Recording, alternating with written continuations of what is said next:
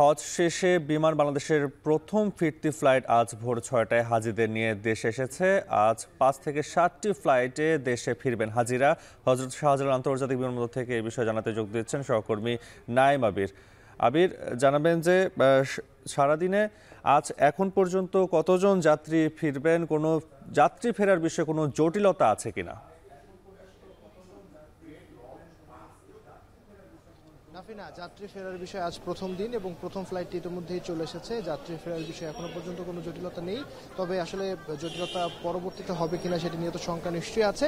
সেটি হয়তো যদি কোনো ধরনের জটিলতা তৈরি হয় সেটি আপনাকে জানাবো। তবে যেটি বলে রাখতে চাই শুরুতে সেটি হলো যে ৫টা ৪০ অর্থাৎ প্রায় ৫:৩৬টার দিকে হজের প্রথম ফ্লাইট বিমান বাংলাদেশ এয়ারলাইন্সের 322 এই BG 322 এই ফ্লাইটটি ইতিমধ্যেই ল্যান্ড করেছে। আমি যদি আপনাদেরকে একটু দেখাতে চাই, আজকে যারা এখনো পর্যন্ত ৪১৭ জন যে যাত্রী নেমেছেন বিমানের এই ফ্লাইটটিতে, তারা এক এক করে বের হচ্ছেন এই মুহূর্তে টার্মিনাল 2 থেকে, এবং আন্তর্জাতিক যে আগমনের গেটটি রয়েছে সেই গেট দিয়ে তারা বের হচ্ছেন। এবং এখানে আসবার পরে যারা বিমান বাংলাদেশ এয়ারলাইন্সের যে কর্মকর্তারা ছিল, সিভিল এভিয়েশনের তরফ থেকে যারা ছিল, তারা সবাই মূলত তাদেরকে খুবই চমৎকারভাবে স্বাগত জানিয়েছে, তাদেরকে ফুল উপহার দিয়েছে প্রথম ফ্লাইটে যারা আসলে ঢাকায় ফিরলেন তাদেরকে। এবং একই সাথে আপনি জানেন যেহেতু এবছর না, গত কয়েক বছর ধরেই জমজমের পানি নিয়ে আসবার ব্যাপারে যেহেতু হাজিদের একটা বাধ্যবাধকতা ছিল, সেই বাধ্যবাধকতার জায়গা থেকে হাজিরা কেউই আসলে সৌদি থেকে সরাসরি জমজমের পানি নিয়ে আসতে পারে না, বরং তাদের জন্য জমজমের পানি নিয়ে আসা হয় এবং ঢাকা এয়ারপোর্টে এটি রাখা হয়েছে। এবং এখানে আসবার পরে একটি বুথ করা হয়েছে আলাদাভাবে বিমান বাংলাদেশ এয়ারলাইন্সের, যে বুথ থেকে হাজি যারা রয়েছেন তারা আসলে তাদের নিজেদের একটি আইডি কার্ড দিয়ে পানি তারা সংগ্রহ করছেন, এবং এই পানিটি সংগ্রহ করবার পরে তারা আসলে বের হয়ে যাচ্ছেন।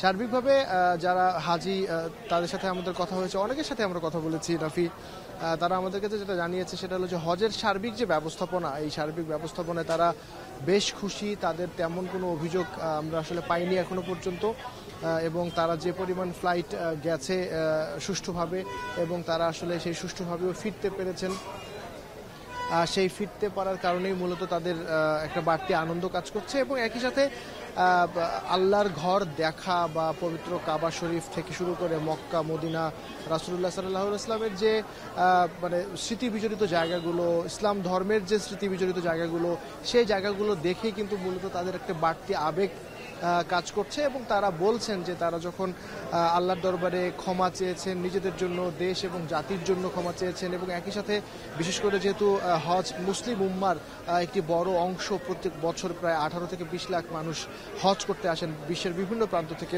মুসলিম উম্মার যে সমস্যাগুলো, বিশেষ করে গাজায় সমস্যা, গাজার মুসলমানদের জন্য তারা আসলে দোয়া করেছেন, রোহিঙ্গা মুসলিমদের জন্য তারা দোয়া করেছেন, সার্বিকভাবে পুরো বিশ্বর মুসলিমদের শান্তি কামনায় তারা দোয়া করেছেন, বাংলাদেশের জন্য তারা দোয়া করেছেন।